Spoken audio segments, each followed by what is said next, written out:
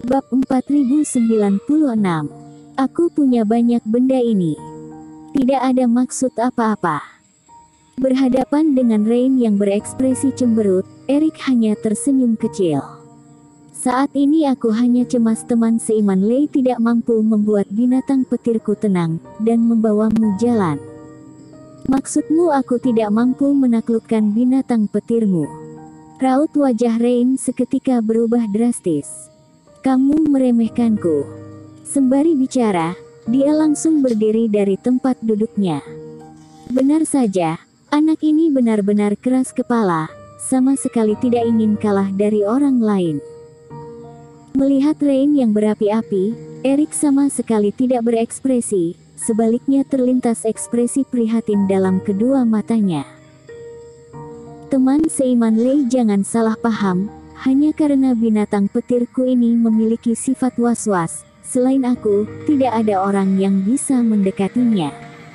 Dan aku bisa menaklukkan mereka berdua juga bukan karena kultivasi yang kuat, melainkan telah memberikan 2 buah petir pada mereka. Buah petir. Benar, buah spiritual yang ajaib itu sangat langka di dunia, dan sangat berguna bagi binatang roh. Berkat buah petirlah aku bisa membuat mereka terus mengikutiku. Terlintas ide dalam kepala, Erik langsung mengarang cerita. Tapi buah petir sangat berharga, aku harus bersusah payah demi mendapatkannya. Nampaknya teman seiman Lei pasti tidak pernah bertemu buah spiritual sebagus itu, makanya tidak bisa menaklukkan kedua binatang ini. Hehe, benar-benar lucu. Aku kira harus memiliki harta karun apa, bukankah hanya buah spiritual setingkat buah petir? Rain kesal hingga wajah memerah. Kamu kira aku tidak punya? Memangnya kamu punya, kata Erik dengan nada meledek. Kamu bahkan berkata aku tidak pernah melihat benda itu. Ketahuilah aku punya banyak hingga melimpah. Set, kata Rain dengan nada rendah, seolah merasa sangat tertantang. Dia pun mengayunkan tangan, seketika muncul 4 hingga 5 buah spiritual dengan berbagai warna pada tangannya. Meski memiliki warna dan ukuran yang berbeda, satu-satunya kesamaan pada buah-buah spiritual itu adalah memancarkan hawa sumber energi yang sangat pekat. Itu adalah gabungan 5 jenis buah spiritual. Erik juga menyadari 2 di antaranya adalah buah petir. Meski buah petir daratan Jiushu berbeda dengan daratan dunia dewa, namun itu tetap saja dikategorikan sebagai buah spiritual yang sulit didapatkan. Berkhasiat meningkatkan kemampuan pengendalian petir dan reiki dalam diri, itu adalah buah spiritual langit dan bumi yang sangat sulit didapatkan. Namun cukup dengan mengayunkan tangan saja Rain mampu memunculkan 5 buah sekaligus. Ternyata orang ini benar-benar memilikinya, kata Erikin mengumpat dalam hati.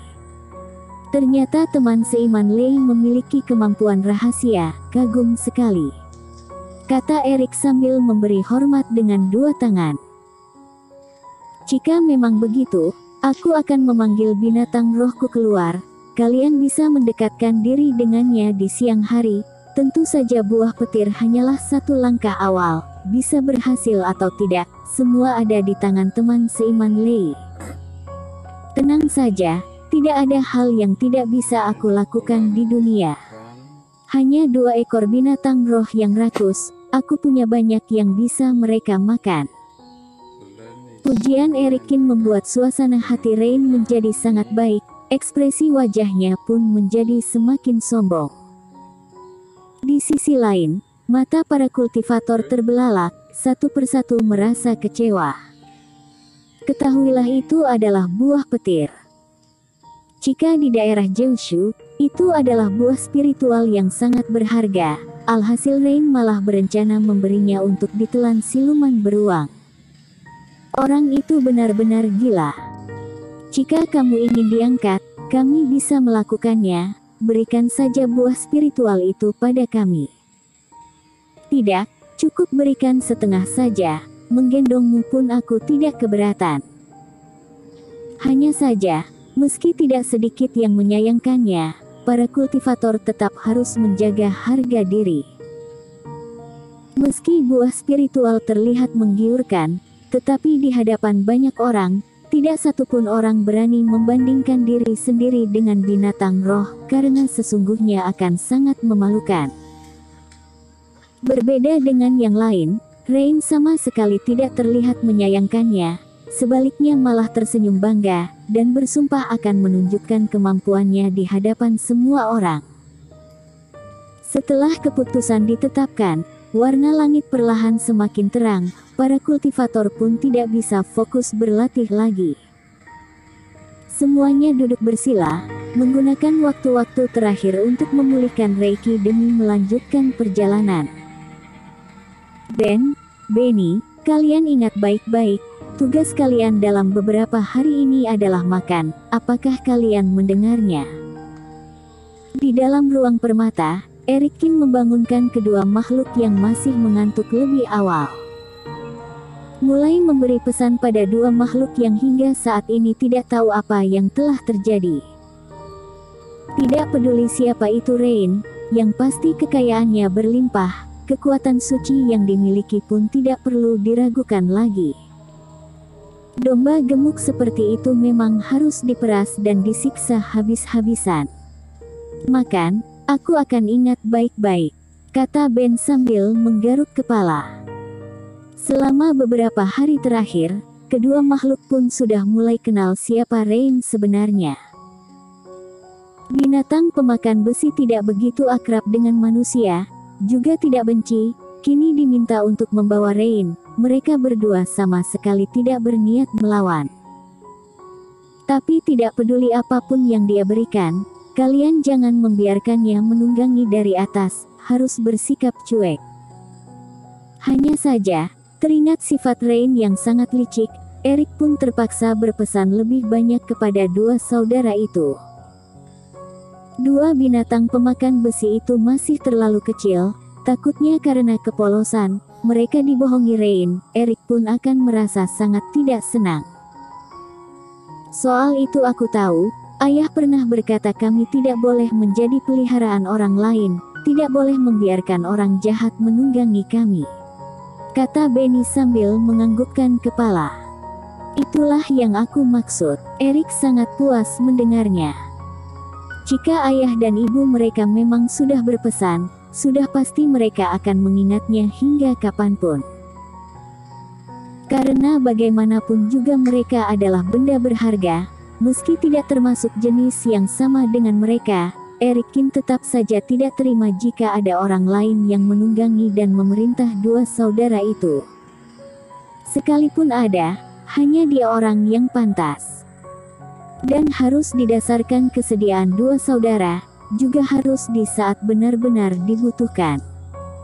Tapi, apa arti cuek? Tanya Ben. Bagaimana ya, intinya pembangkang, coba ingat-ingat lagi saat kalian kecil, keluarkan cara kalian membantah ayah dan ibu kalian seperti waktu itu. Erik berpikir keras, lalu memberikan beberapa contoh pada kedua saudara itu. Telinga bulat yang ditumbuhi bulu halus milik Ben dan Benny terbuka lebar dan mendengar dengan sangat serius. Setelah menyelesaikan pesan itu, Erik pun teringat satu hal lain. Sudah menempuh perjalanan begitu lama, apakah kalian sudah merasakan hawa ayah dan ibu? Tanya Erikin secara mendadak.